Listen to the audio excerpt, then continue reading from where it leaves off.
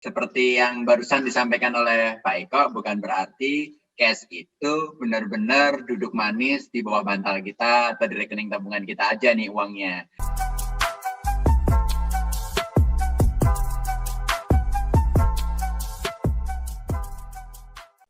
Nah, pertanyaannya gini, Pak Eko, kan kalau kita punya dana cash ya dan kita anggurin, kita nggak apa-apain, kan itu nggak berkembang ya, dan kemungkinan habisnya jauh lebih tinggi. Nah, apakah memang tidak lebih baik kalau itu diinvestasikan ya?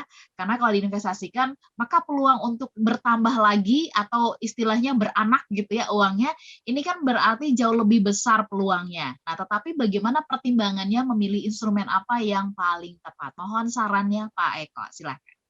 Ya, Mbak Ola. Jadi betul sekali ya, kalau kita bilang cash is the king, bukan berarti dana yang dalam bentuk cash itu dianggurin. Ya, jadi Betul.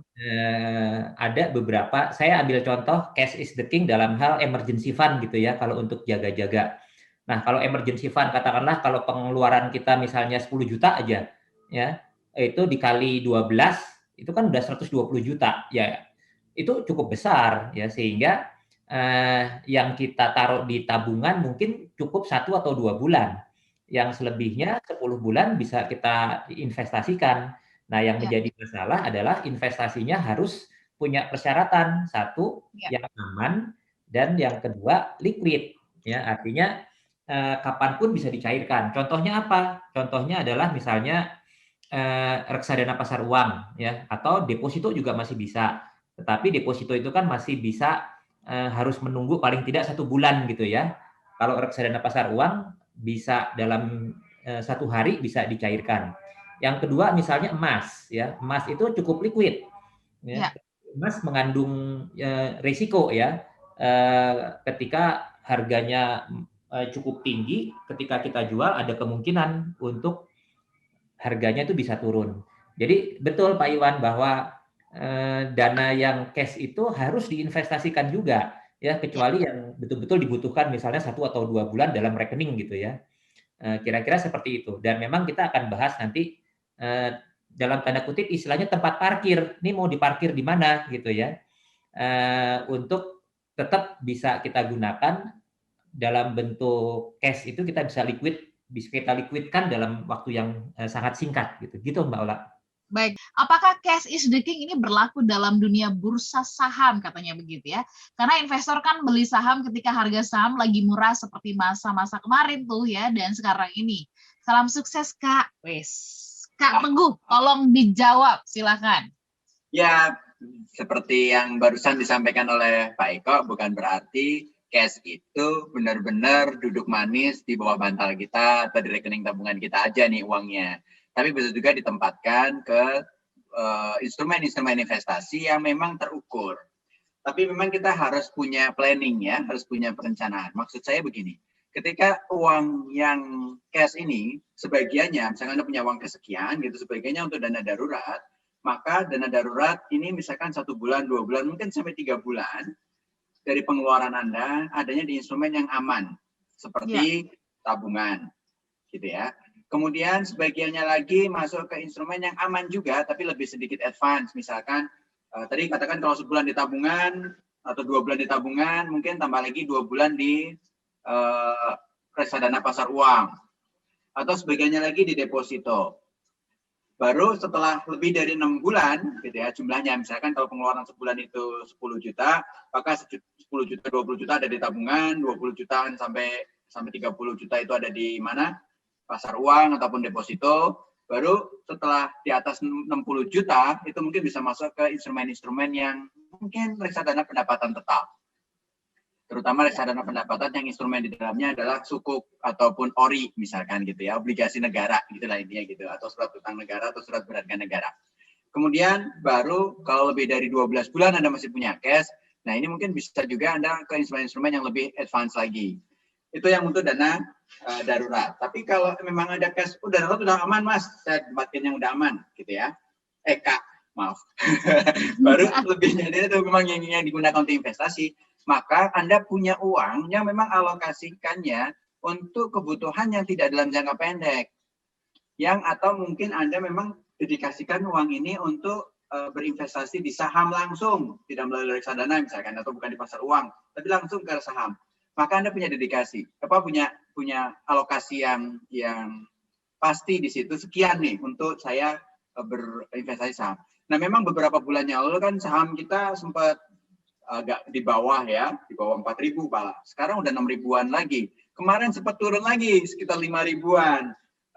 Maka banyak di sosial media orang banyak nyangkut ya. Maksudnya nyangkut tuh beli di harga mahal, mau dijual masih rugi gitu tuh nyangkut tuh ya. Nah, sekarang udah mulai naik lagi. Nah, kalau Anda punya cash pada saat kemarin sedikit turun, maka Anda punya opportunity untuk masuk. Gitu kan? Nah, sekarang udah mulai naik lagi nih. Kita harapnya semakin naik lagi dah sampai ke level yang tertinggi di tahun ini misalkan gitu ya, di 3 tahun terakhir lah. Itu di 6.300, 6.400-an gitu. Nah, itu Anda bisa mulai menikmati dari ini. Yang penting adalah yang ingin saya sampaikan, Anda punya planning dan punya alokasi. Mana yang untuk dana darurat, mana untuk kebutuhan jangka pendek, mana juga untuk yang investasi jangka panjang. Investasi jangka panjang ya. Jadi reksadana pasar uang itu yang salah satu alternatif untuk kita parkir ya. Jadi walaupun dia belum digunakan, misalnya belum digunakan karena tujuannya nanti untuk dana darurat, itu satu. Tetap harus diparkir karena bisa menghasilkan investasi. Yang kedua juga bisa diparkir untuk menunggu kesempatan berinvestasi. Ya, jadi dalam kondisi tadi pertanyaan Mas siapa, adik siapa tadi, saya menyebutnya adik bukan Kak gitu ya. Prapanca. Prapanca gitu ya. Kalau memang investasinya di pasar modal atau di bursa saham, kalau kita masih punya cash dengan kondisi pasar yang fluktuatif ya, naik turun, ketika sedang turun kita masih punya cash, kita bisa beli. Ya, tapi sebelum masih menunggu kesempatan, ya di pasar uang kan setiap hari akan mendapatkan imbal hasil investasi ya. Jadi benar banget itu tadi yang Pak Hendrawan ya tadi ya. Ya. Pak Elim Suherndar. Pak Elim. Mudah-mudahan betul Pak, setuju banget itu. Baik, Pak Eko sama Pak Teguh, kalau tadi kan sudah dijelaskan tentang rasio dan sebagainya. Nah, ini bicara tentang kita mencari tempat dana parkirnya, ya, tempat untuk memarkirkan dana nganggur kita. Mana yang kan banyak orang yang suka bertanya nih langsung nembak gitu ya ke Pak Teguh sama Pak Eko. Yang paling bagus mana sih Pak? Gitu ya kalau saya mau berinvestasi ya saat ini supaya duitnya nanti bisa berkembang begitu. Nah, jawaban yang tepat sebenarnya kan bukan mana yang paling tepat ya, tetapi apa sih yang tetap ini apakah berlaku juga, apa sebenarnya yang mau direncanakan dengan dana menganggur? Apakah demikian Pak Eko? Ya Mbak Ola, jadi kalau menurut saya kita harus memulai satu dari yang Pak Teguh bilang ya, coba kita lihat cash flow-nya, arus kas kita antara penghasilan dengan pengeluaran. Kalau kita masih surplus dan income kita tidak terpengaruh, itu aman-aman. Ya, itu satu, arus kas. Yang kedua, kita harus membuat neraca keuangan. Ya, dari neraca keuangan itu kita bisa tahu tuh, ya aset kita apa saja.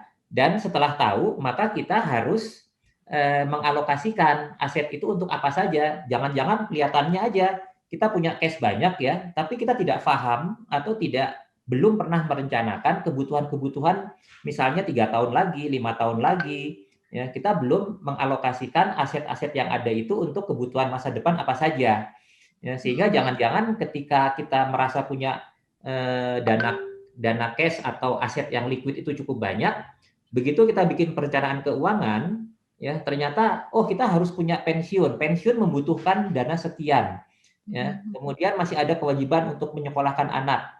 Ternyata butuh dana sekian. Ya, nah penting untuk mengalokasikan aset-aset yang ada itu untuk kebutuhan-kebutuhan masa depan, ya sehingga kita baru bisa tahu betul gitu. Oh, yang akan kita anggap dana menganggur ini itu sebesar sekian. Dan itu kalau misalnya belum dicadangkan untuk emergency fund, berarti itu juga masih harus dikurangi sebagai dana cadangan untuk emergency fund. Baru nih sisanya kita bisa alokasikan untuk investasi dan itu bisa kita bagi ya, mana yang mau investasi jangka pendek, jangka menengah, jangka panjang. Nah, dengan perencanaan seperti itu, maka pemilihan instrumennya menjadi lebih bijak ya. Nah, kalau misalnya ada dana nganggur, semua kewajiban untuk mempersiapkan kebutuhan masa depan sudah ada, kemudian emergency fund sudah ada, maka dana nganggur ini mungkin bisa dialokasikan untuk investasi jangka panjang. Nah, saham atau reksadana saham itu jadi kesempatan itu karena sekarang boleh dibilang masih dalam kondisi krisis yang harapannya kalau nanti krisis itu sudah berlalu, maka kondisi bursa saham itu akan bisa kembali seperti dulu misalnya ya, bisa dalam waktu jangka panjang itu returnnya cukup tinggi dibandingkan dengan instrumen-instrumen yang lain. Kira-kira gitu, Mbak Ola.